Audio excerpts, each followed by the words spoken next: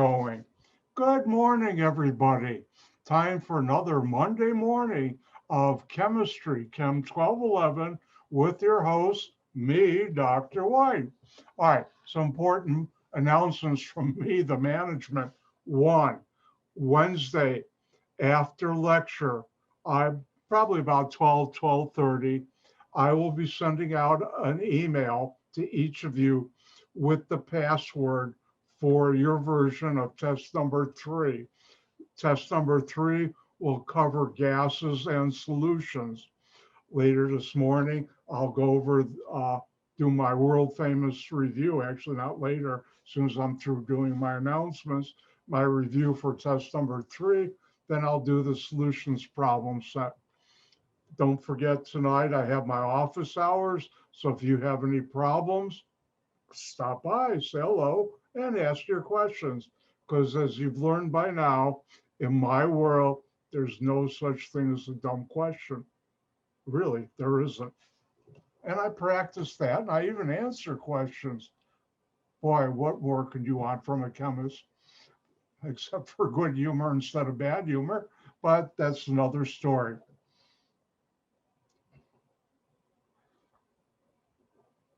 Now, I know some of you have problems with the ideal gas law lab.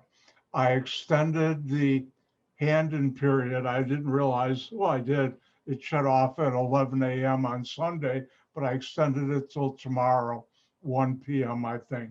So, and don't forget, I did a new version of the lab.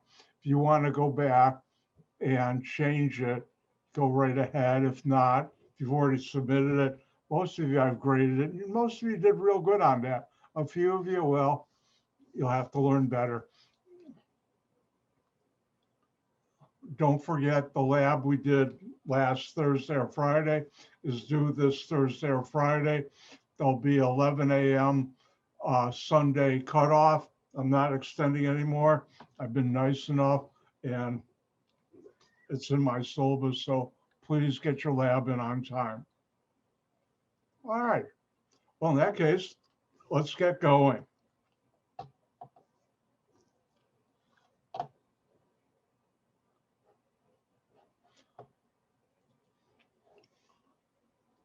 Thumbs up, people. Do you see important information on your? Thank you.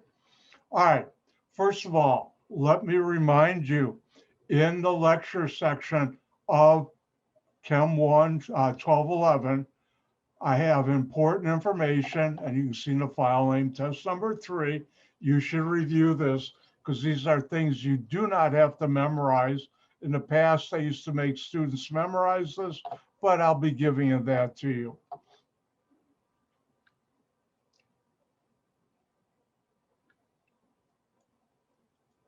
All right, let's talk about gases. Let me ask once again, everybody see test 3 review on your screen? Thank you. Everybody make sure you wash your thumb you're using to. Uh-oh, it's Terrible Humor Monday. And you got to suffer through it, so do I. All right, let's talk about gases. When we have gases, one of the things to remember is there are various parameters you can measure, such as temperature and pressure and amount. The amount is volume, which for this course we'll use in gases, liters. When we go to solutions, we'll use milliliters. However, pressure, you should know, 1 millimeter of mercury equal 1 torr. And this will be given to you in the form of, oops, there's a mistake here.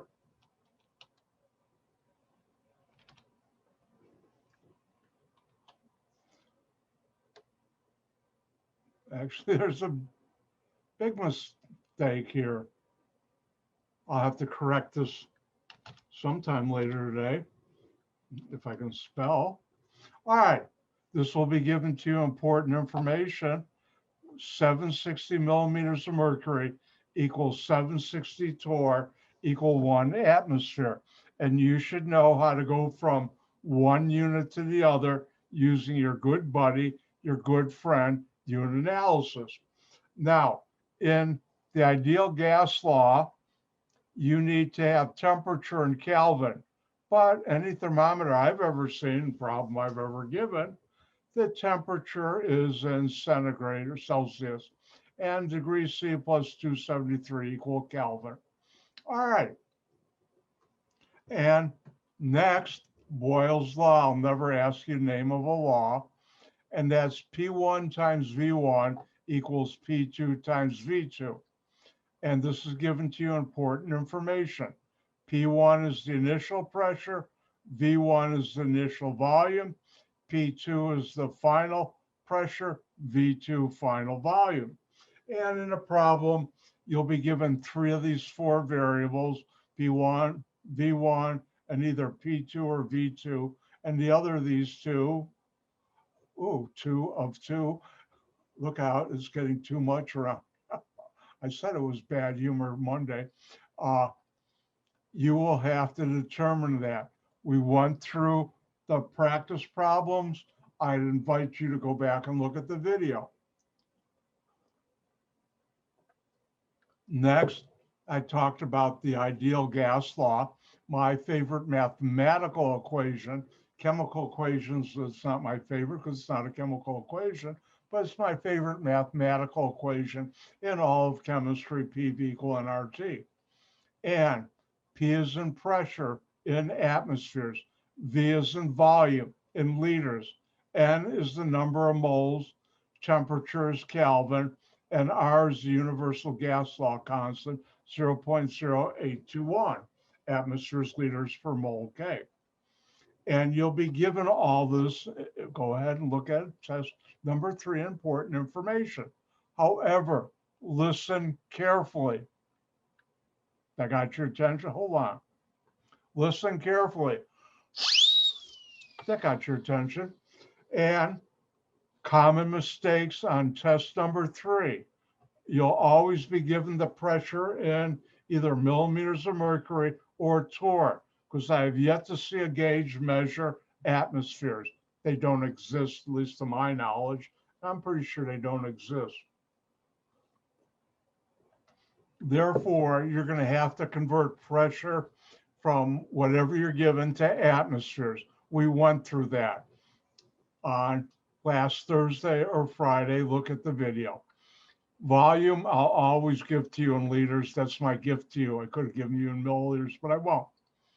Moles, well, I've never seen a balance or way of measuring moles with anything. However, you do have grams, and you know how to go from grams to moles and moles to grams. Temperature, never seen a thermometer in Kelvin, it's degrees C. And as I pointed here, you should know how to do that. Common mistake, people put in the wrong numbers here based on the fact that they don't have it in the right units. And we went through that. All right, moving on. Dalton's law of partial pressures. The total pressure of a mixture of gases is the sum of the partial pressures of each gas in that mixture. Let me repeat that. The total pressure of a mixture of gases is the sum of the partial pressures of each gas in that mixture. Partial pressure of a gas is the pressure of that gas in the mixture if it was really alone. And we went through that.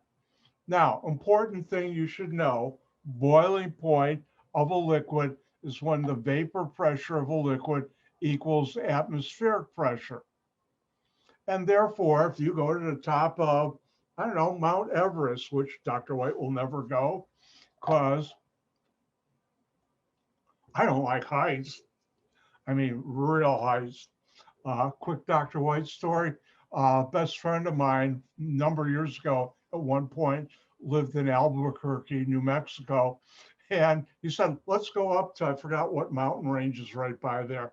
So here we are in his car, a small Japanese sports car with his wife and his newborn.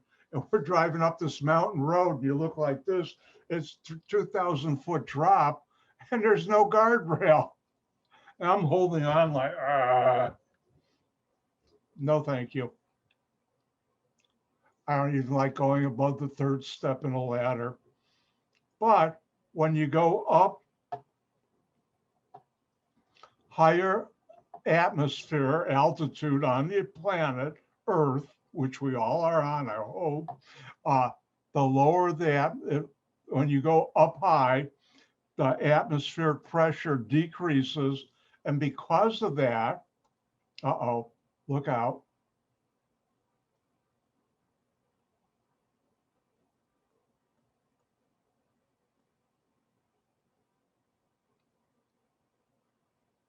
By the way, you're permitted to laugh your head off at my artwork.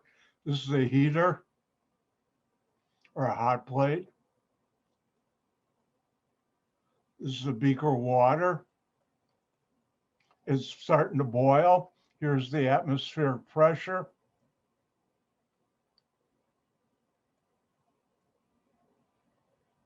And the higher up you get, the lower this number is, which means the less energy, and therefore the boiling point temperature decreases. So if you go up to top of Mount Everest and you want to make some noodles or rice by boiling it in water, you're going to have to cook it a lot longer because the boiling point of water at that altitude is much lower.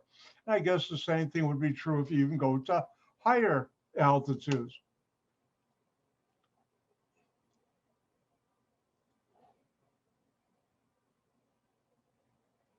Now, if you haven't guessed by now, I'm a scientist, and Dr. White loves science fiction. Most scientists I know are chemists too. But anyways, if you've ever followed science fiction, a gruesome way to kill someone when you're in a spaceship in outer space is throw them out the spaceship without a spacesuit on. What happens? Boom, they explode. Why? Because your blood starts boiling because the atmospheric pressure in outer space is almost zero. Gruesome way to start your Monday, but that's chemistry. All right, next I talked about solutions, and you should know a solvent is the component of the solution present in the greatest amount. All other components are called the solutes, and therefore a solution only has one solvent, but many solutes possible, or maybe one and one.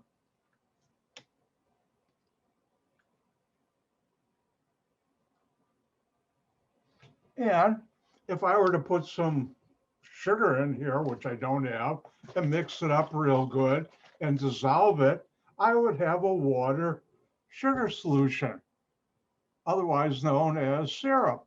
And therefore, this would be real sweet. But if there's 25 grams of sugar in 500 grams of water, what's the solvent? Well, most things in our life, but not always, water would be. What's the solute? The sugar. Same thing with salt or other things. Bet you didn't think about air around you as a solution. I like that. It's the first time I've ever done it. I wonder if I'll do it again. You know what that is, don't never mind. But anyways, anybody getting dizzy? By the way, I can go both ways, one forward, one backward. All right, the air around us is a solution made up of oxygen, nitrogen. There's 80% nitrogen, 20% oxygen. What's the solvent and solute in air? I'll give you 5 seconds. Time's up. Nitrogen is the solvent in air, and the solute is oxygen, if that's the only two components. There are other things floating around too, like pollution and other things that are good, like did you get out and smell the flowers are starting to spring outside? Starting to be spring. All right, now, something that you might think is a solution, but is not, is a colloidal dispersion. And what is a colloidal dispersion? It's particles of one substance dispersed or suspended in a other substance, and it's a liquid. And it's not a solution. And how do you know that? It scatters light. And why does it scatter light? Because there are particles floating around which are not present in a solution, but in a colloidal dispersion, they are visible or floating around. And if this were a sugar solution, you can see the light coming through. Oh, I hope I didn't blind anybody. And if this were a colloidal dispersion, you don't see any light coming through. My hand is not a colloidal dispersion, but I didn't bring up any ketchup or I don't have any milk in the house. I'm not a big milk drinker. But anyways, a flashlight or a light helps identify the difference between a solution and a colloidal dispersion because the particles in a colloidal dispersion disperse the light so it doesn't go through. Now, one of the most important things I'll teach you this semester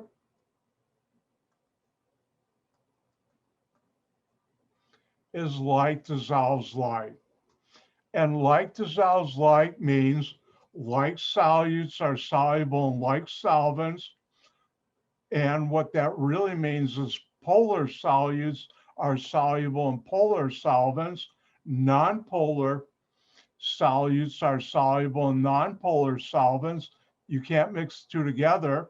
I think you all know. Well, let's take a look first. Water is the most polar thing. Other things that are polar, alcohols such as ethanol in drinking alcohol, or isopropyl alcohol in rubbing alcohol. Those are polar. Most salts are polar. Now, like dissolves like is a rule of thumb. I better keep up with the bad humor. Oh, there it is. Can you see it real small written on that thumb? And a rule of thumb means it's true most of the time, like about 95 or better. But a law is always true. And like dissolves like, there are exceptions. But most of the time it is. And things that are non-polar, you should know, at least vegetable oil, gasoline, Vaseline, baby oil. And it turns out dirt and grease are non-polar. Oh, I even have on here, know this, and you should. This is not an important information. Yeah, there's some things I'm going to make you memorize. Now, when we have a solution, there's certain definitions you should know. Am I going to ask you to rewrite the definition? No, but will I ask you to apply it? Of course. First of all, solubility of a solute in a solution. And the solubility of a solute is the maximum amount of solute that will dissolve in a given amount of solvent. I see a question. Hold on.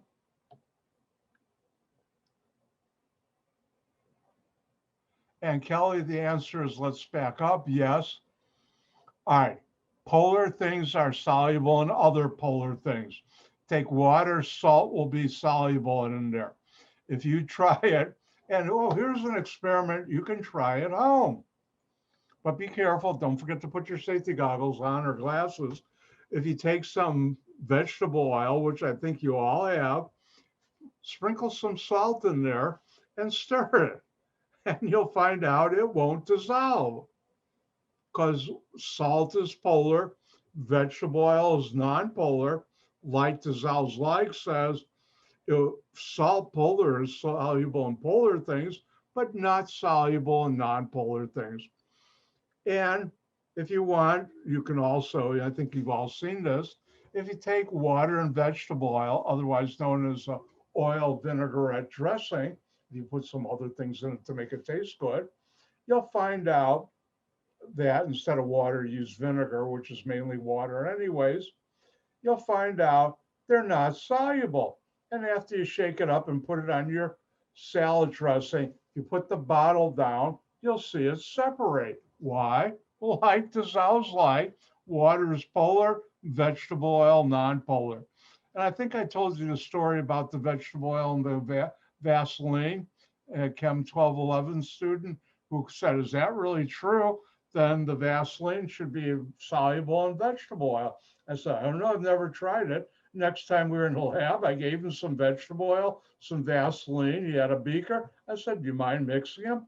And lo and behold, they were soluble. Why you want to do that? I have no idea, but like dissolve like works. All right, solubility of solution, the maximum amount of solute that will dissolve in a given amount of solvent. And once you're at the solubility limit of a solute, you can't put one molecule more in, otherwise it will precipitate out. In other words, drop to the bottom as a solid if you're putting in solids. Now, there's certain types of solutions you should be familiar with. Saturated solution. That's the solution that contains the maximum amount of solute that can be dissolved under those conditions. It can't dissolve anymore. Dilute solution. There's a small amount of solute relative to the amount you could dissolve. Concentrated solution, like concentrated orange juice. That's a solution that contains not the total amount, but a large amount of solute relative to what you could dissolve. Now, most importantly, we have aqueous solution. An aqueous solution is a solution in which water is the solvent, and it's abbreviated by bracket AQ close bracket. Whenever you see that, that means the solvent of that solution is water. Now, there are different ways of measuring how much solute is in a solvent to make a solution, and we call that concentration. Now, I talked about percent mass concentration, percent volume. Are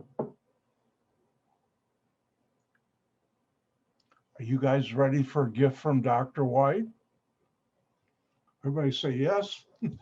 Thumbs up, something. But anyways, I will not put on the test or the final percent mass or percent volume concentration. I'll say that again in slow motion. I will not put on the test or the final percent mass concentration or percent volume concentration, which is why I don't have it in the review. Like I said, a little gift. Danny wants me to talk slower. Did I ever tell you guys about machine gun Pearson? Back when I was an undergrad, I was taking differential equations. Don't ask why, I thought it was fun. And we had a great lecturer. I went to IIT and I had a lot of great lectures. Only in 4 years, one bad teacher. And anyways, we had this instructor, and it's Dr. or Professor Pearson. I still remember he had really bright red hair. And have you ever seen those commercials? The guy talks like this and it's like 5 million words per second. That's how he talked. And at the end of the first lecture, he asked, before we let us go, any questions?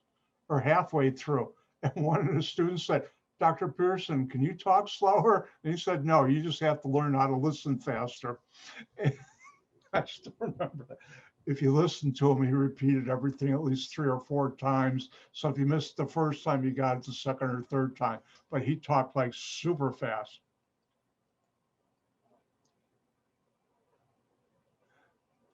I hadn't thought about that in many years. Thank you, Danny, for making me remember that, or helping me remember that. Let's get back to the review. All right, molarity. Molarity is on the test. It will be on the final. And what is molarity? Molarity, which is designated by a capital M, is a ratio giving the number of moles of solute per liter of solution. Molarity is moles of solute per 1 liter, but 1 liter is 1,000 milliliters. So this is the one you should know.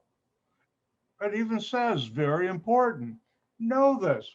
Now, when we talk about molarity, there's two steps for one main type of problem, which we'll go through in a little while in the solutions problem set. And that's the two-step one. And I'll be going through this in a little while. Step one, you convert milliliters to moles. And step two, which you learned for test number 2, you convert moles to grams.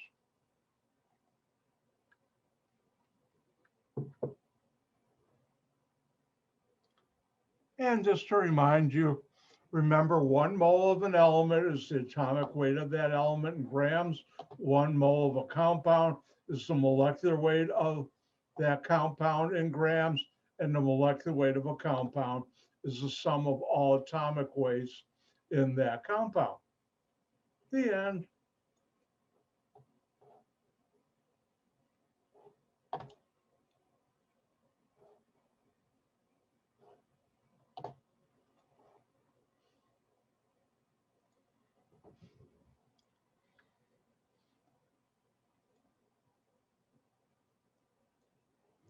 All right, any questions before I move on? See, yep, I got my speaker on. First days when we went to Zoom, I'd forget to turn my speaker on because normally I don't keep it on when I'm doing computer work. I don't need to, I have a stereo in here anyways. You can see right over there, one of the speakers. Plus I got a subwoofer right behind me. Dr. White loves his stereo. All right, let's continue on. Let's go through the solutions problem set.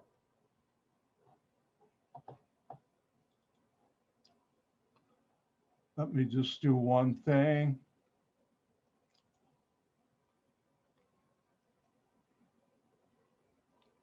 I'll keep it open.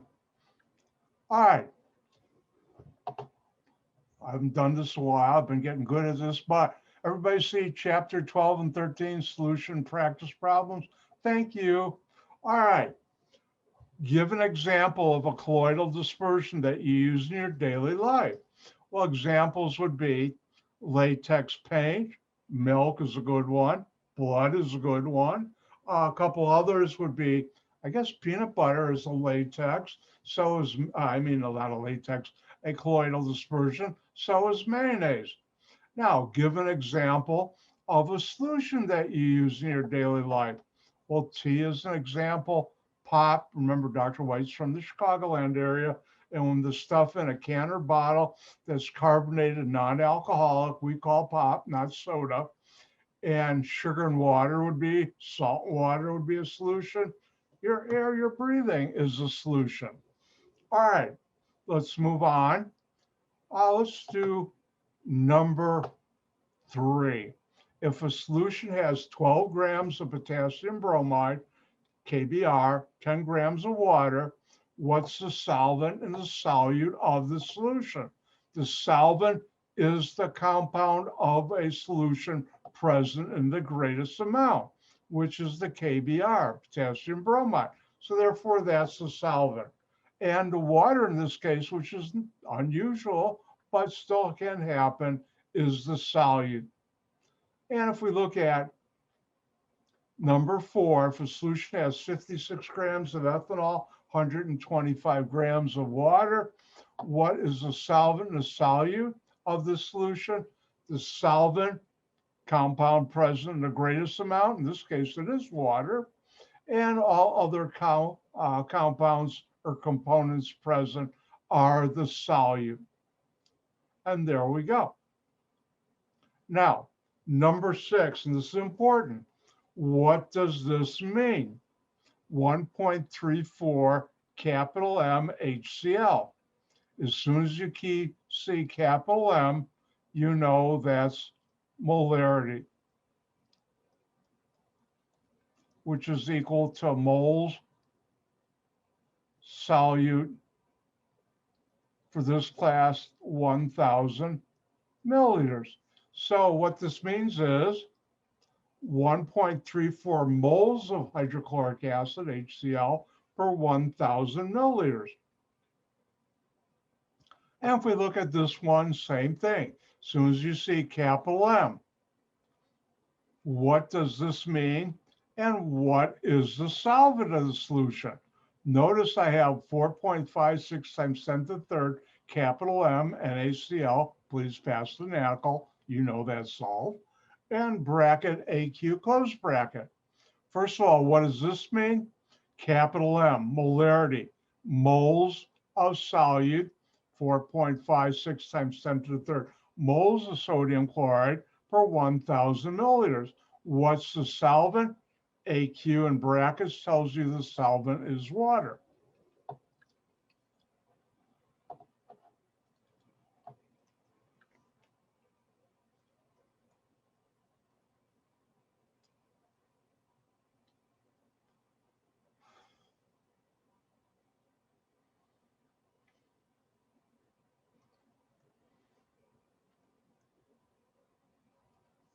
All right, question would be, what does this mean?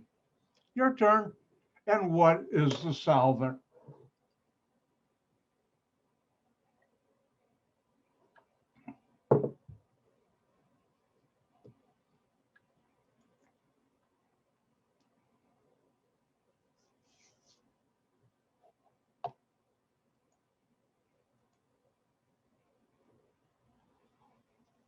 Oh, it makes me happy on a nice Monday morning. See everybody's brain thinking about chemistry. Thank you.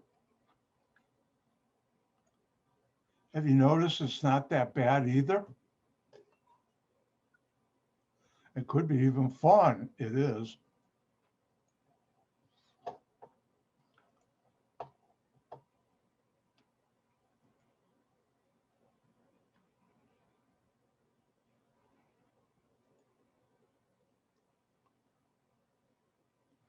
Oh, I forgot to do this, but I'm going to do this now.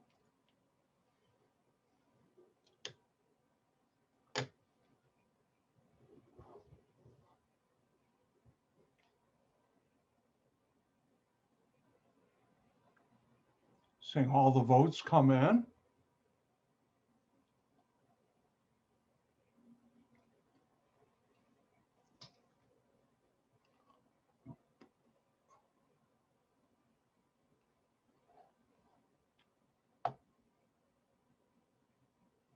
I think I got a good picture of my two questions.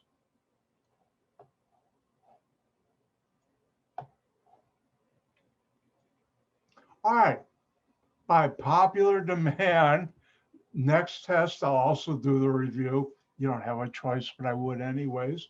And if you look, the whole last week of this class, we'll be doing a whole semester review, which is why my students do good on the final, because I know you'll have at least 4 or 5 hours of review with Dr. White. All right, let's get back to what I asked you. What does this mean? As soon as you see capital M, that's molarity. That's moles solute per 1,000 milliliters. Therefore, what does this mean? 4.66 moles of sodium fluoride, that's stuff they put in your toothpaste, per 1,000 milliliters. And the question was, what's the solvent? And as soon as you see this bracket AQ, close bracket, you know water. Let's try this again.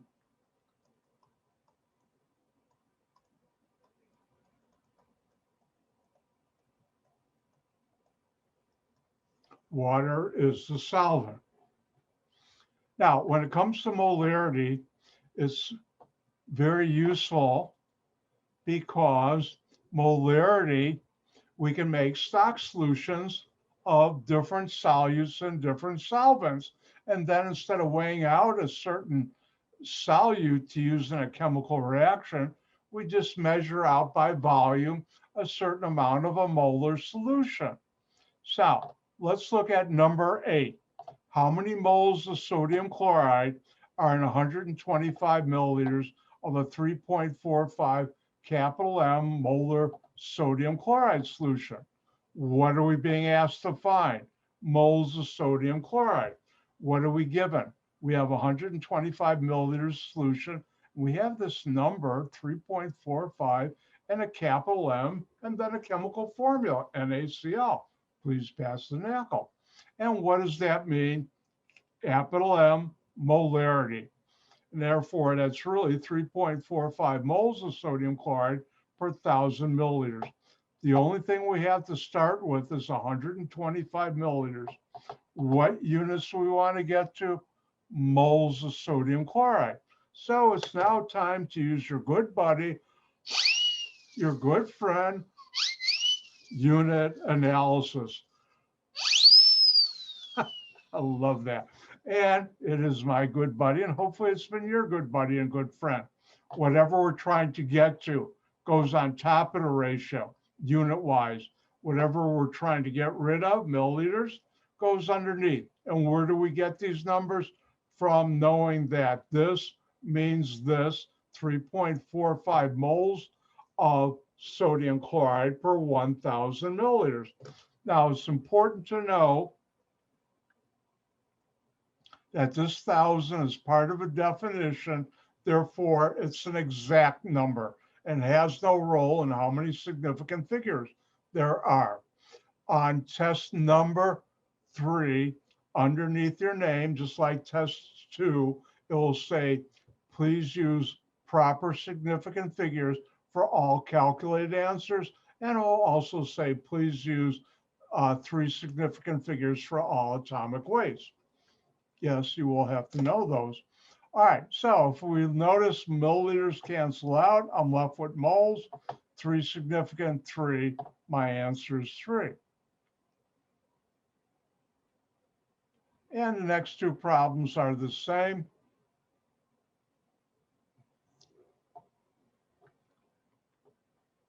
Let's try something a little different.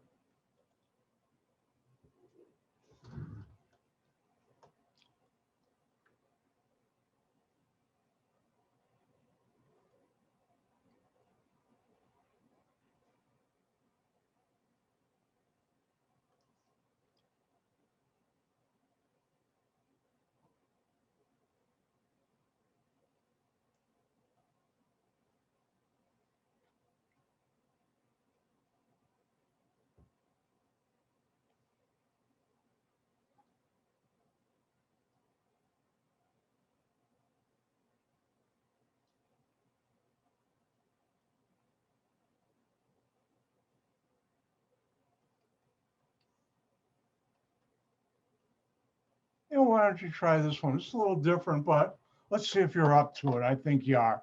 How many milliliters of solution must you use to get, hold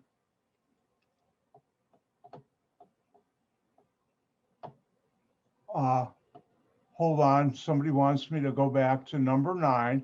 Let's do that first. And then, by the way, just to remind you, all these are located on, and that's 10 to the minus 3.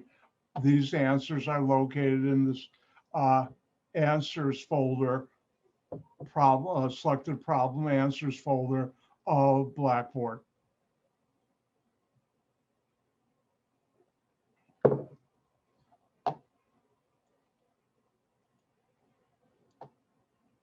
All right, let's, by the way, there was a mistake I made on the gas problems, 2 of them. Let's see if I made another one.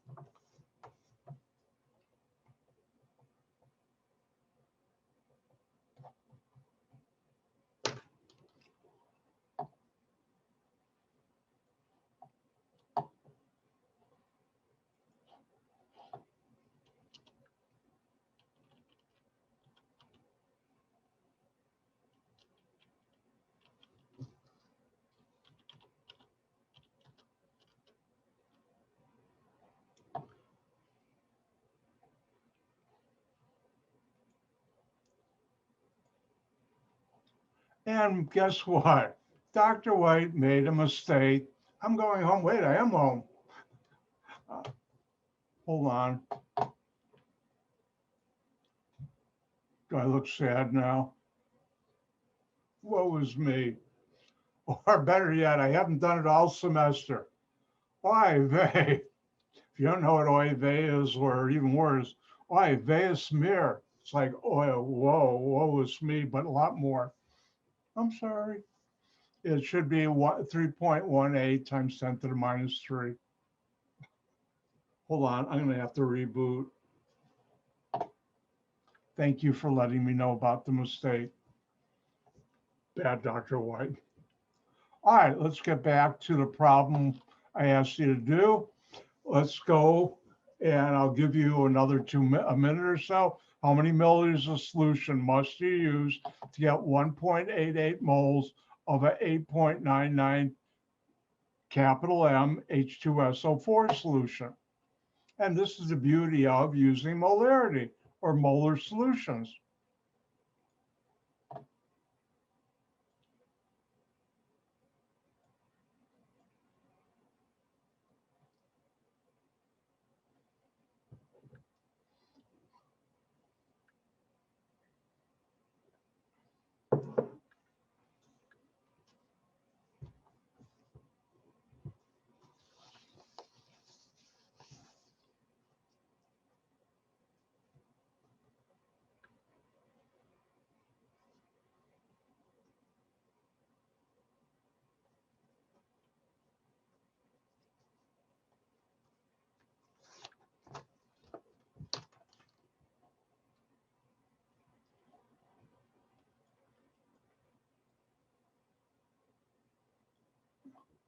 Okay, out of all of you working on the problem. Remember, use your good buddy, your good friend, unit analysis. I don't think I have one like this on the problem set, but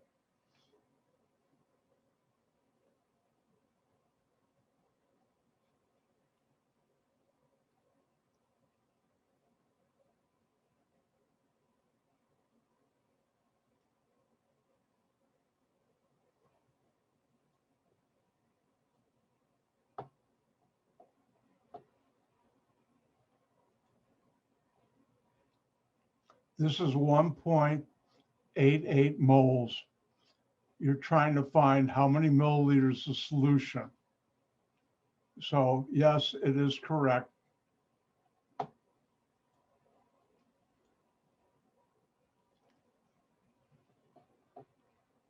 Aren't you glad I typed my tests and not handwrite them? I don't think I've ever done that all the years I've been teaching. Yeah.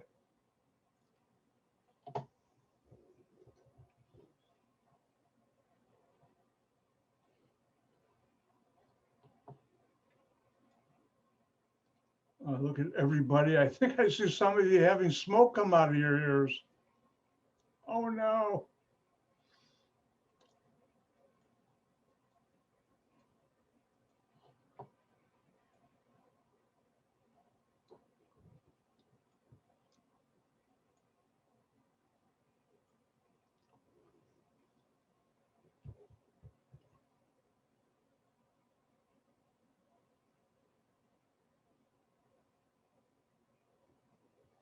Well, it looks like just about all of you are done. So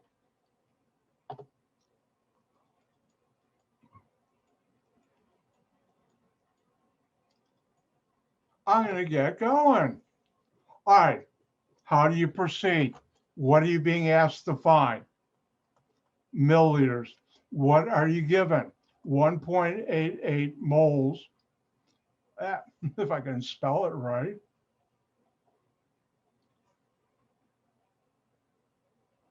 Of the solution, or what you're trying to get, of H2SO4, and you're given this number, and capital M H2SO4. And immediately, what does this mean? Capital M, molarity, 8.99 moles of H2SO4, sulfuric acid, per 1,000 milliliters. Now, the only thing I really have to start with is this.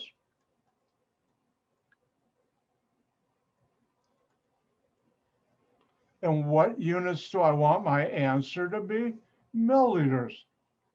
So now it's time to use your good buddy, your good friend. As soon as I get a red pen, unit analysis, whatever we're trying to get to goes on top. Whatever we're trying to get rid of goes underneath. We're talking about the units. Therefore, milliliters, moles, and here I could have also said H2SO4.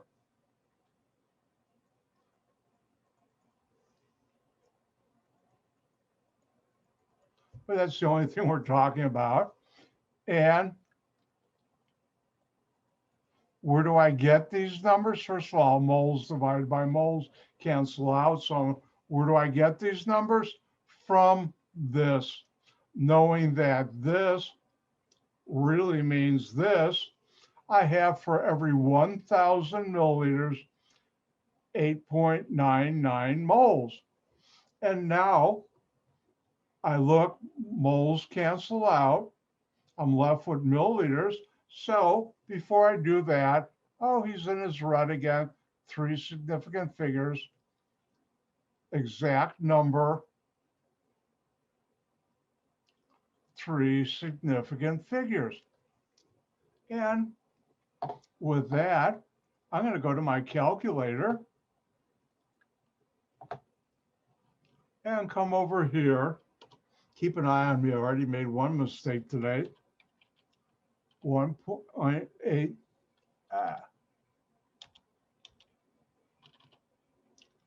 times 1,000 divided by 8.99.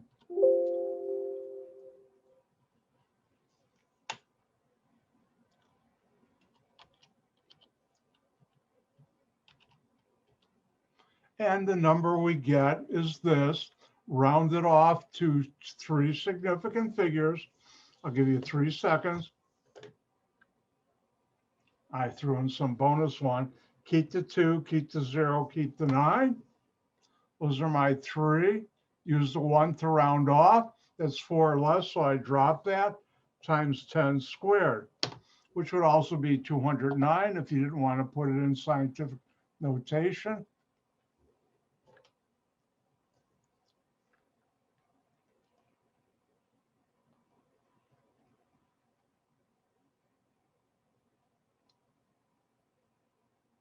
And therefore, if you want these many moles and you have this molar solution, guess what? You just measure out carefully 209 milliliters. Now, one thing we don't have at COD, but I've worked in labs that you do, you can measure, I can measure their devices to let you measure accurately to 1,000th of a milliliter, 0.001. Yes, it's almost like a quarter of a drop. But with that, I look at the clock and say, guess what time it is? It's time for Dr. White to stretch and for you to take a break. I'll be back in 5. See you at 10:55.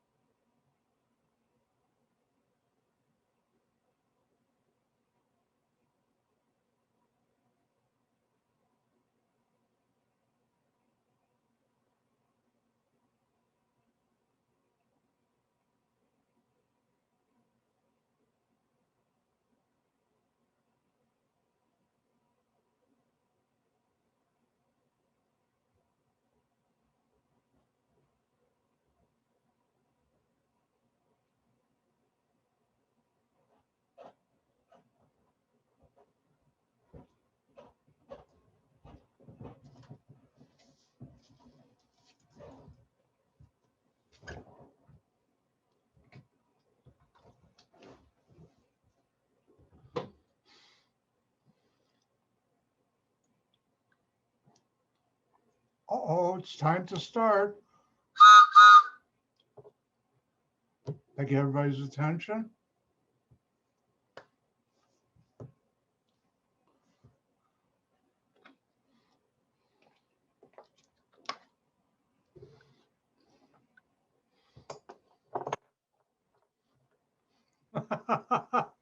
Well, at least I got Gabriella's attention.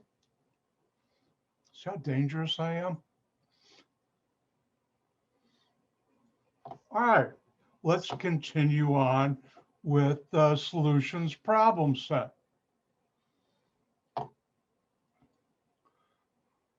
And if you notice let's do one more, number 10. And here I have how many moles NaOH, that's sodium hydroxide. We'll learn later on that's a very important base. I'll teach you when we get into acids and bases, what is a base. How many moles sodium hydroxide are in 456.7 milliliters of a 1.234 capital M NaOH solution? And the question is, what are you being asked to find? Moles of NaOH. What are you given? The milliliters of solution. What are you also given? This number, 1.234, then the letter capital M and NaOH. What does capital M stand for? Molarity. And what does this mean? Whoop, underneath, 1.234 moles of sodium hydroxide per 1,000 milliliters. Now, therefore, if you measure out 4.567, 456.7 milliliters, how many moles of NaOH? Again, we're using our good buddy. Oh, I'm going to do it twice today. Our good buddy, our good friend, unit analysis. Love it. And I do love unit analysis. It has been my good buddy, my good friend for many decades. Well, I shouldn't have said that. But anyways, whatever you're trying to get to, the units go on top of a ratio. Whatever you're trying to get rid of, the units go below. Where do we get these numbers? From knowing this means 1.23, the molarity, 1.234 moles sodium hydroxide per 1,000 milliliters. Here I have the 1.234 moles sodium hydroxide per 1,000 milliliters. Remember, the 1,000 is an exact number, and I got out of my rut. This is 4 significant, 4 exact number. Our answer is 4 significant figures. Watch out, I might do that on the test too, get out of my rut. All right, now let's look at number 11. How many grams sodium chloride are needed to make 345 milliliters of a 6.789 capital M NaCl solution? And this is how you make up stock solutions of certain molarity in a lab or in a chemical plant. And what are we being asked to find? Grams of sodium chloride, NaCl. What are you given? The milliliters, 345 milliliters of solution. What are we given? 6.789 capital M NaCl. Capital M, molarity. Therefore, what does this really mean? 6.789 moles of sodium chloride per 1,000 milliliters. Now, there's no way in one step I can go from milliliters to grams of sodium chloride in a solution problem. What you need is 2 steps.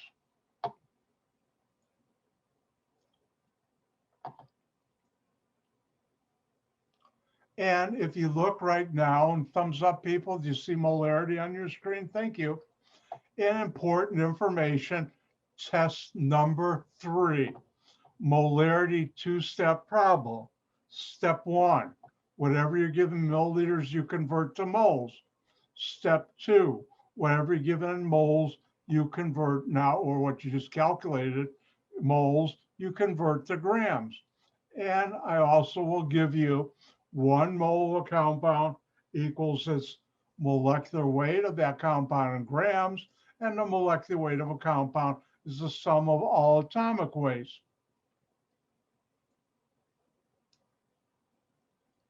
So therefore, step 1, whatever we have in milliliters, we convert to moles. Well, we have 345 milliliters.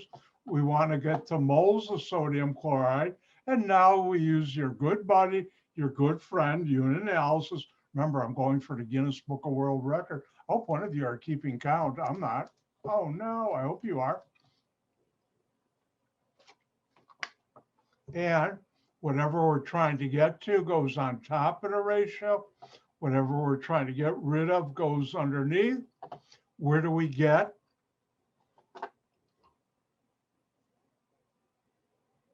These two numbers from knowing that the molarity is moles per 1,000 milliliters. This case is 6.789 moles of sodium chloride per 1,000 milliliters. Milliliters divided by milliliters cancel out. I'm left with my moles. And now this is 3 significant figures, 4 exact number. My answer is 3 significant figures. If I did this right, I hope I did. Everybody's smiling that I did it right. Oh, thank you. And now I have 2.34 moles of sodium chloride and this amount of solution. But I'm trying to get the grams of sodium chloride. And now step number 2, I want to go from moles to grams. Here I have moles. I want to get the grams. I'll use my good buddy, my good friend, unit analysis. Whatever I'm trying to get to goes on top. Whatever I'm trying to get rid of goes underneath. Where do I get the numbers? Ratio of moles to grams of a compound. 1 mole of a compound equals its molecular weight. What's the molecular weight of sodium chloride? And if you look over here, I have it. It's the sum of all atomic weights, 1 sodium, 1 chlorine, to 3 significant figures. The atomic weight of sodium is 23.0. For chlorine, it's 35.5. Remember, when you add, you get the same number of significant figures to the right of the decimal in your answer that the numbers you add that have the fewest significant figures to the right of the decimal. Both have 1, therefore it's 58.5. Put that in there. 3, 3. The 1 is an exact number, and this is the number you get. Now notice I have both ways. As you've learned this semester, when you're doing multiple calculations, there's 2 ways of rounding off. 1 is at each step, and 2 is at the end. Dr. White is at each step, number 1, that's why it's number 1 in my mind, and number 2 is rounding off at the end. I never like doing that, nah. But on a test, I'm not going to force you to do my way, because there's equal, how should I say, arguments for why one way is better than the other. However, I have used the rounded off each step to make calculations that hundreds of thousands of dollars weighed on. If I made a mistake, boop, that was lost, and I'd be fired quicker than I can go boop. And so I do it that way. But on every test and the final, I will calculate both ways. And if you notice this case, either way, rounding off at each step or rounding off at the end gives you the same answer. All right, let's do one more again.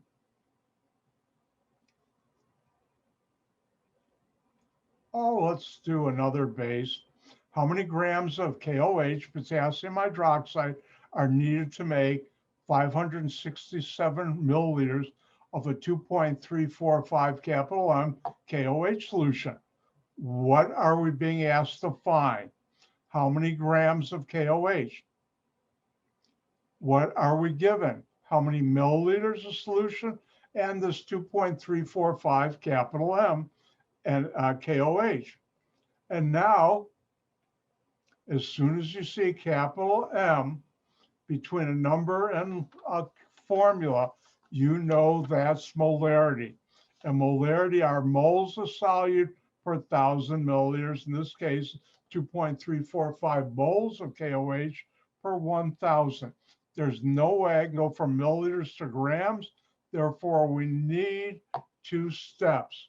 First step, as you saw in important information, test number 3, we go from milliliters to moles. Here are milliliters. We're trying to get the moles of KOH. We use our good buddy, our good friend, unit analysis. Whatever we're trying to get to goes on top of the ratio. Whatever we're trying to get rid of goes underneath. Where do I get these numbers? From the molarity, 2.345 moles of KOH per 1,000 milliliters. 3 significant figures, 4 exact number, 3 significant figures. Am I done? No, this is moles of KOH, and we're being asked to find grams of KOH. So how do we do that? One of the hardest things of teaching online was realizing I can't point like that and say, hey, look, that's what you're trying to get to on a whiteboard in a classroom. I can't. Now I have to use my pointer. It took me a while to realize you couldn't see me moving, pointing things. And therefore, what do we want to get to? Grams of KOH. We have moles of KOH. We do step number 2. Step number 2. Here was step number 1. Step number 2. We go moles of whatever we have to grams. And therefore, we have moles of KOH, which we just calculated. We want to get the grams of KOH. You now use your good buddy, your good friend, unit analysis. This goes on top unit-wise, what we're trying to get to. What we're trying to get rid of goes underneath. Where do we get this ratio of moles to a weight of a compound? The sum of the atomic weights equal 1 mole. Therefore, in potassium hydroxide, KOH, we have 1 potassium, 1 oxygen, 1 hydrogen. These are the atomic weights. You add it up. Notice this is 2 past the decimal. This should be a better looking 0. There we go. And you add it up. This is 1, 1, 2. Therefore, we should have 1 past the decimal. Keep the 1. Use the second one to round off. That's 4 or less. We drop it. Therefore, 1 mole of KOH per 56.1 grams of KOH, and 3, exact number 1. And that's the way we go. And that's the answer. And we get the same thing both ways. The end.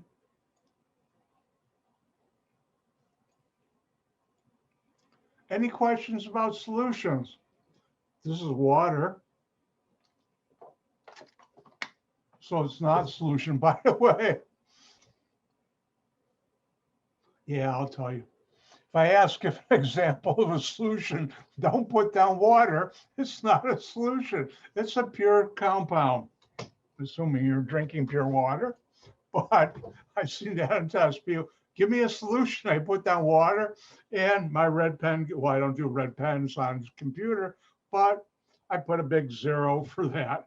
So remember, water itself is not a solution. It's like oxygen alone, nitrogen alone is not a solution. It's a pure compound. All right, any questions before I move on?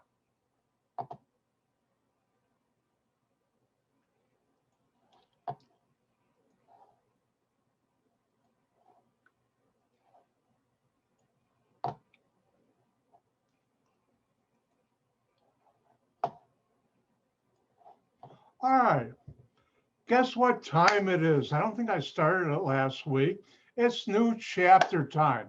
What I'm going to go over now will not be on test number 3. It will be on test number 4. Ooh, hold on. There, that's better. It doesn't want to work. I better get to the doctor or put a new battery in my hand. But anyways, Test number 4. Let's see, this side works better. It's got a fresh battery. I said it was Bad Humor Monday, and it is. See, Dr. White doesn't lie to his students. This will be on test number 4 and the final. So let me open up that new chapter.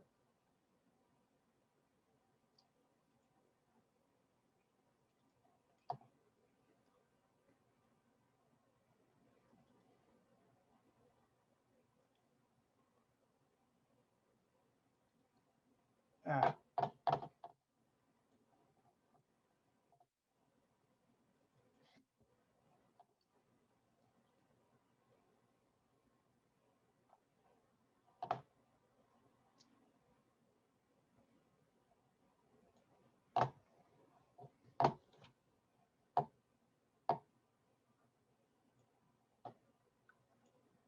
2 days later. All right, everybody see chapter 15? Well, the person who wrote the book we're using, Tro, had 14 before 15, and it makes no sense because you don't know what's in chapter 15. It doesn't make sense of what you're learning in chapter 14, which is why I don't use the book. It's not, anyways, I better not say anymore. I'll get in trouble.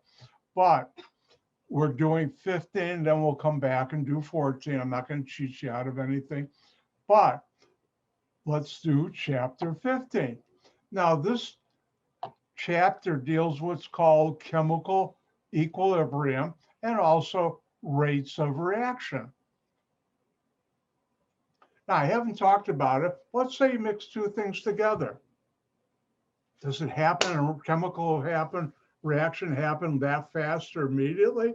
Some do, some don't. Some are slow. But before we talk about important aspects of when you have a chemical reaction and mix two things together, let's talk about a chemical reaction and important aspects that you should know. By the way, click, switch is on. This will be on test number 4. This hand works, but no, it's broken too.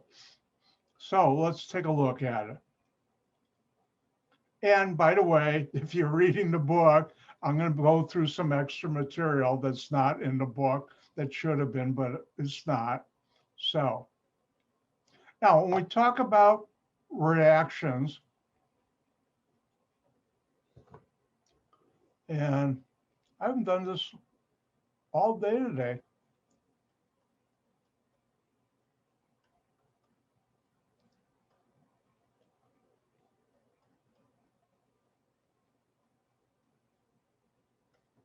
We talk about chemical reactions, what has to happen in order for you to have a chemical reaction. And that's where the collusion theory of chemical reactions, and this should be of, not and, I don't know. I got the dreaded of chemical reactions. And what that is a statement, a series of statements that give the conditions that must be met before a chemical reaction takes place. And you should know these statements. Hint, hint, wink, wink, say no more. Anybody look up Monty Python Flying Circus for that skit? It's funny. All of those shows in Monty Python Flying Circus were funny. All right, first statement. In order to have a chemical reaction, reactant particles must interact, otherwise collide, which is why it's called the collision theory of chemical reactions. By the way, if your husband's in the picture, I have to charge him too. And reactants must collide before a reaction can occur. So if I have two reactants, they've got to collide. The molecules or atoms have to collide. If they don't, you're not going to get a chemical reaction. So if I had two beakers, can you see the invisible beakers? If I had one here and one here, you're never going to get a reaction of A with B. You've got to mix them together so they can collide. So the first step, In order to have a chemical reaction, atoms or molecules must collide.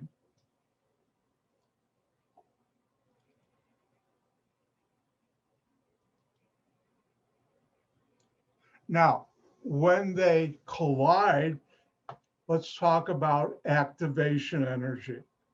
And activation energy, colliding particles must possess a certain minimal total amount of energy called the activation energy if a collision is to be effective. And this is in a book, and I put it in a different color because it's not the best. It's the amount of energy to break bonds between atoms or reactants. It's from your book. I don't like it.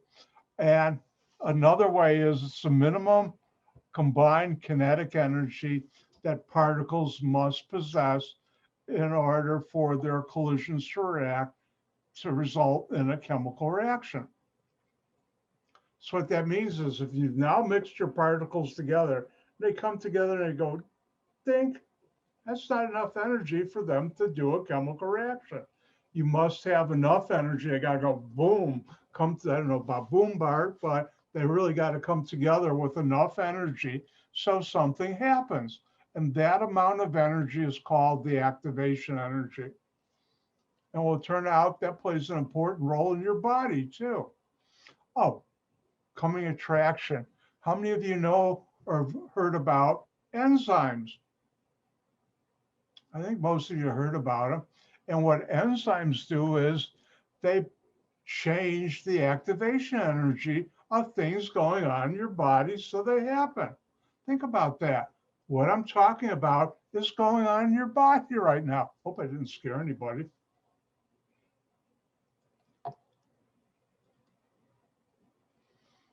So the first thing is the collision theory of chemical reactions. Molecules have to collide, or atoms, to have a chemical reaction. And when they do collide, they have to have enough energy to cause a reaction to occur. In other words, when they come together, there has to be enough energy for them to interact and react, make something new. Now, the last part is called the collision orientation. And colliding particles must come together in a certain orientation unless they're very small atoms or small symmetrical molecules. So when you have the collision, it's got to be orientated correctly. Now, if we're in our classroom, I'd be taking out a big bundle of keys. Since I'm at home, I don't carry a lot of keys because I just need my front door key. By the way, Dr. White, I got it when I moved to this house. I still like it, even though some people say it's not safe.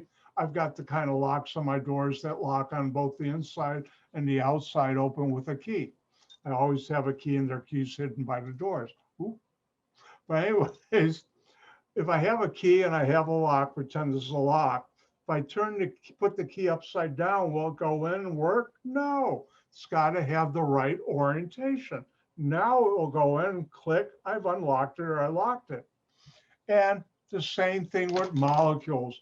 When they come together, oh, it doesn't fit together. They have to come and interact. They have to have the right orientation. And that's very important. Well, I put my keys back in my pocket. I don't want to lose them. When it comes to chemical reactions, especially in your body, things like how your RNA and DNA react with each other, other things, how various proteins react. In fact, how the virus reacts with the vaccine or your antibodies that the vaccine. Now, Dr. White's well beyond his knowledge of biology. So let's review the collision theory. You should know. First part, you have to have molecular collisions. Reactants have to collide in order for a chemical reaction. Second one, when they do collide, you have to have enough energy for a reaction to occur. And that amount of energy we call the activation energy. And for larger molecules, you have to have the proper orientation for a reaction to occur. Now, let's take a look at a chemical reaction.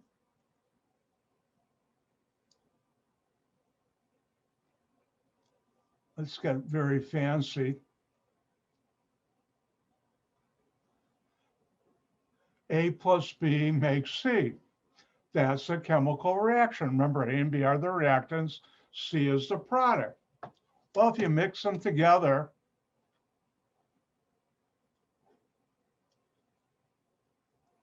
for some reactions, they happen faster than I can snap my fingers.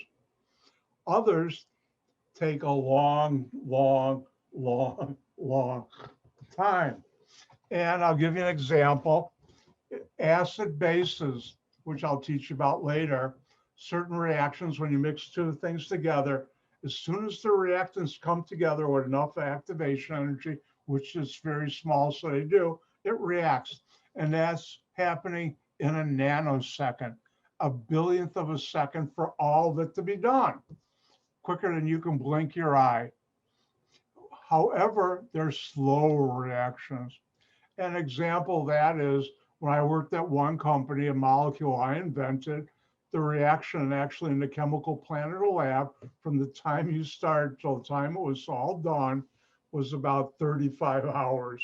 That's slow, but it was an important reaction, and we did it.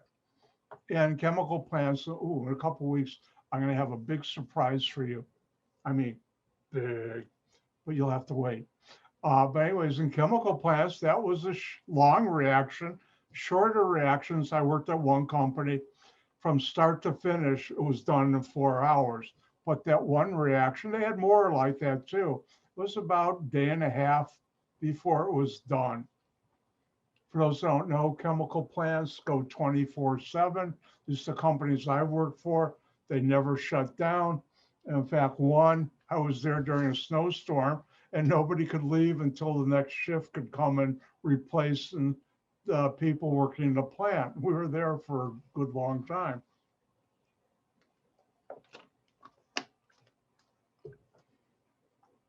So chemical reactions can be very fast or very slow, and we call that the rate of reaction. And the rate of a chemical reaction, which click the switches on, is the rate at which reactants are consumed or products are produced in a given period of time in a chemical reaction. And you do this by measuring the amounts of reactants used up or the amounts of product formed in a certain time. So if you measure, I have a certain amount, oh, it's mostly gone or it's now gone, you can measure how quickly that reaction happens or slowly. Now, these are all things you should know.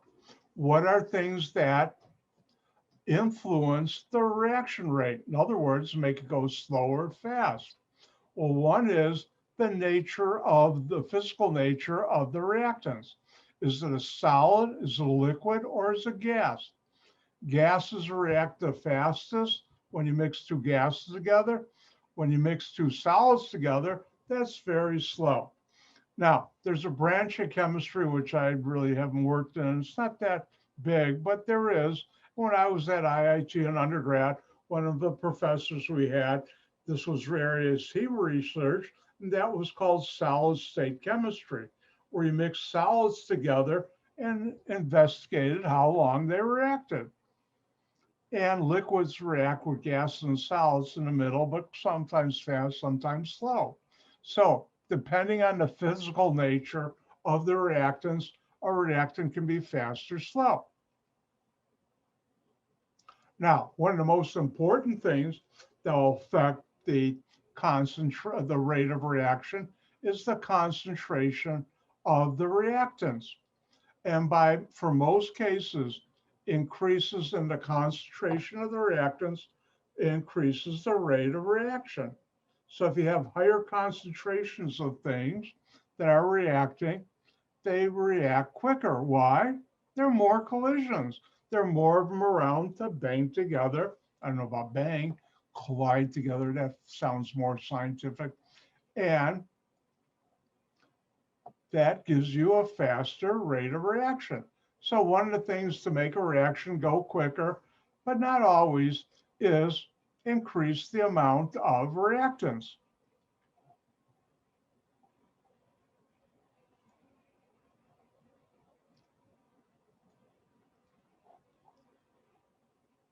Now, one of the most important ones is the reaction temperature. At what temperature do you run the reaction?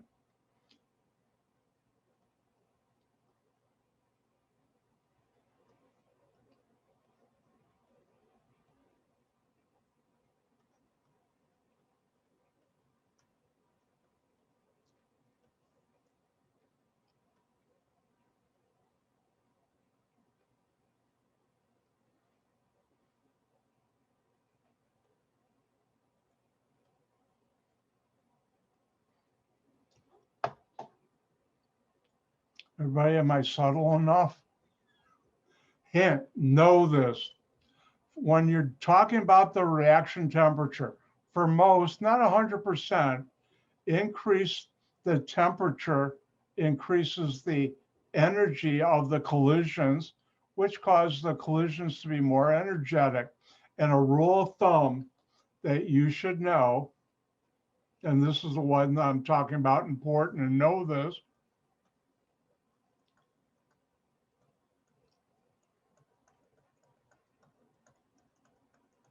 And it's a rule of thumb because it's true about 99% of the time, not a law 100%, but you should know that the rate of a chemical reaction doubles for every 10 degrees Celsius increase in temperature.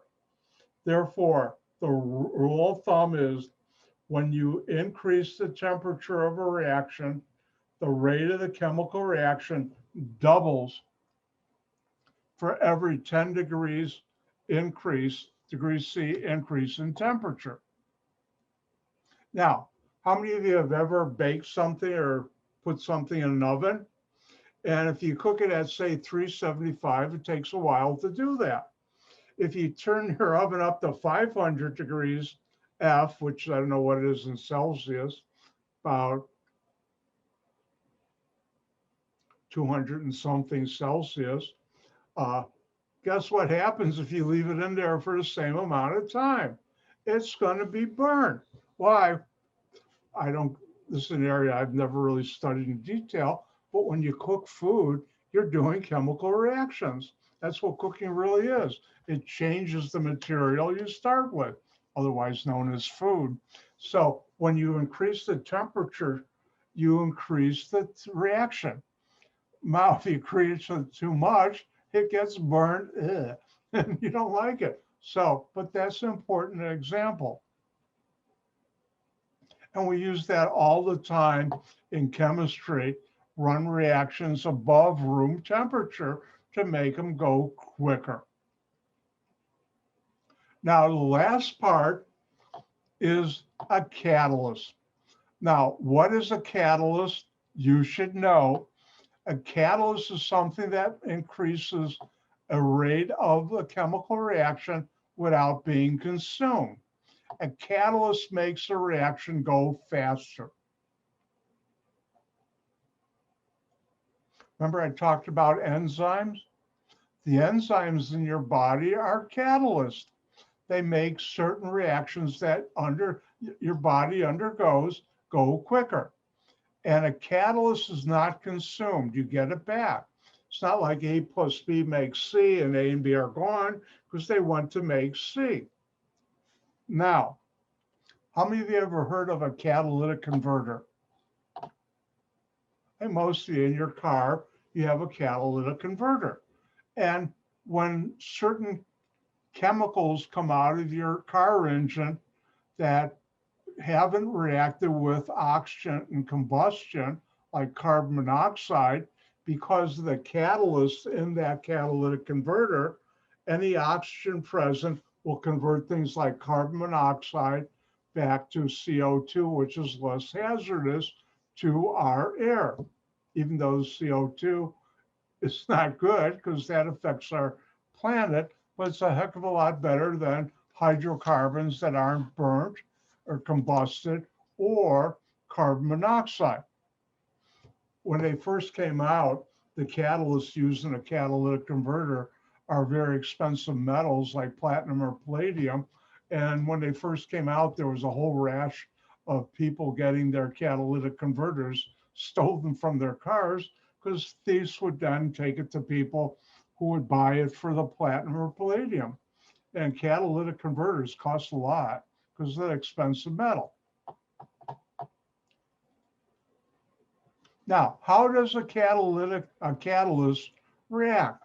Let's assume you have, and I haven't done it all day, I better do it. Everybody see uncatalyzed reaction on your screen? Thank you. Let's assume you have X and Y reacting to make XY, and it takes a certain amount of time, like a long time, and you want to make it go quicker. What do? You add a catalyst. Now, in this case, I'm using the letter C for catalyst. And generally, the catalyst will react with one of the components to form something else, in this case, XC, which is fast, and XC reacts quickly with Y to form XY, but you get C back. And then it can react with more X. And that's why in chemistry, we talk about when you use a catalyst, you don't need a 1-to-1 molar ratio here. You use what's called, oops, wrong button, a catalytic amount, which means a small amount of a catalyst relative to the amounts of reactants. And that's what a catalyst does.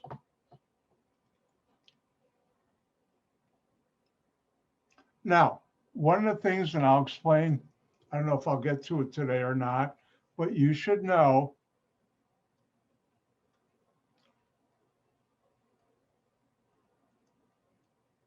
how does a catalyst work?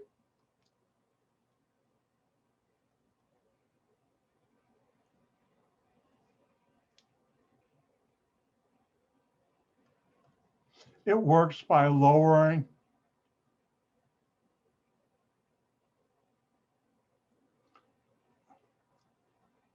the activation energy.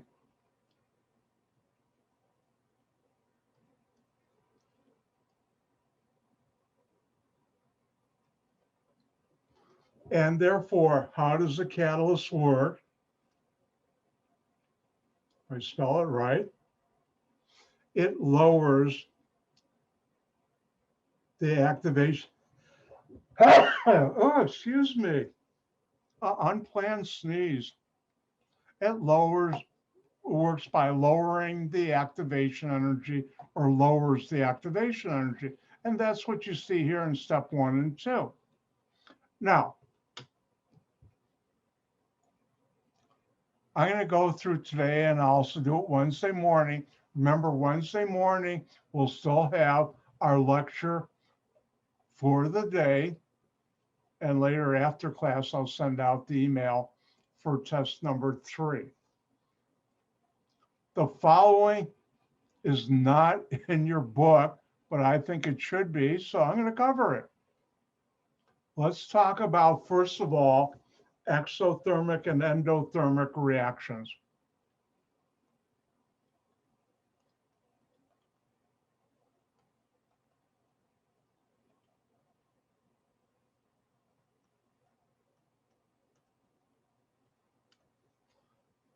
All right, exothermic reaction.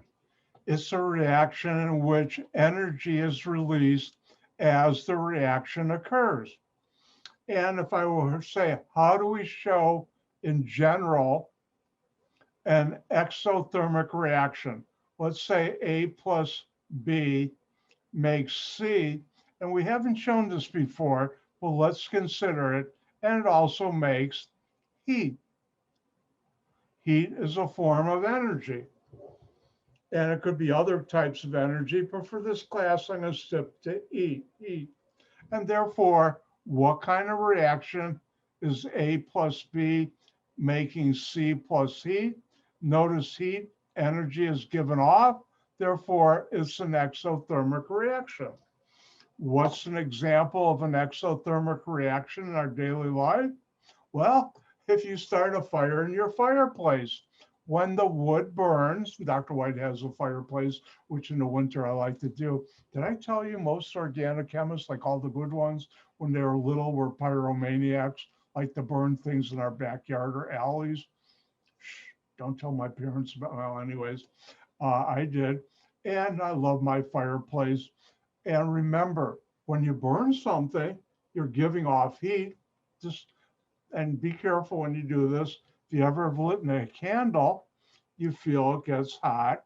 If you have a gas oven or range, when you light the gas coming out of there in the form of flame, that's an exothermic reaction. Now, how many of you ever heard of exoskeleton in biology? That means the skeleton's outside, and exo means giving off. So there's an exothermic reaction in which exo means giving off, thermic means energy or heat. Exothermic, a reaction that gives off energy. Now, there's another type of reaction called an endothermic reaction. What's an endothermic reaction? It's a chemical reaction in which, and again, know this, in which continuous input of energy is needed as the reaction occurs. Another way of saying that is you've got to add energy to make the reaction go. And let's look at the following.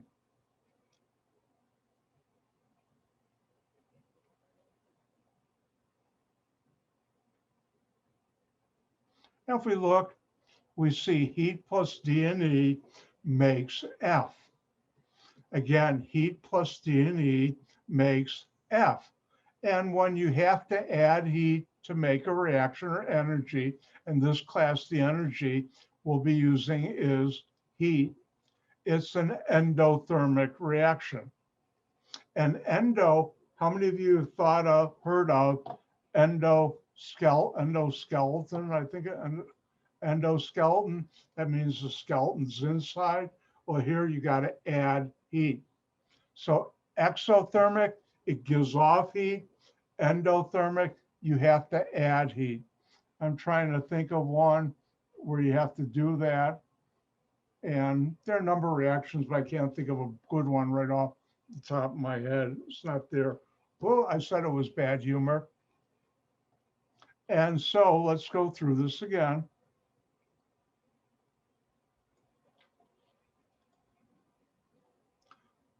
Exothermic reaction, a chemical reaction in which energy is released. And you can tell that because on the chemical reaction,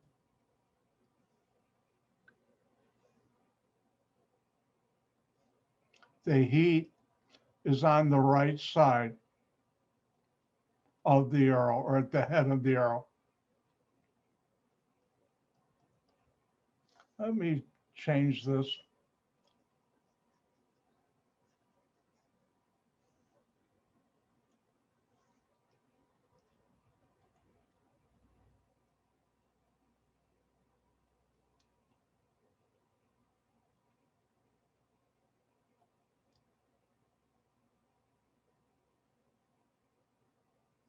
And for an endothermic reaction, the heat is at the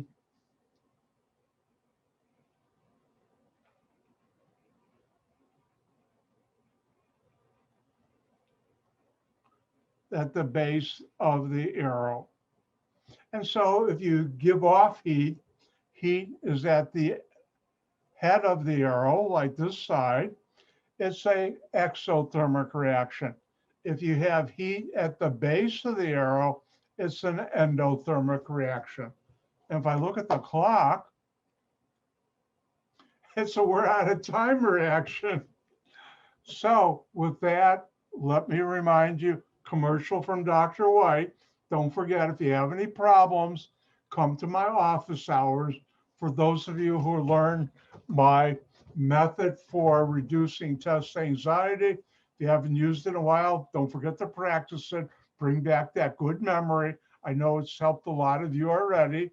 And don't do it while you're driving or operating heavy machinery, practicing that. And don't forget, tonight I'll have my office hours. If you have any questions, feel free to come by. And with that, I'm going to say, Gang gesund, goodbye. I'll see you on Wednesday. All of you have a nice rest of the day. Bye now.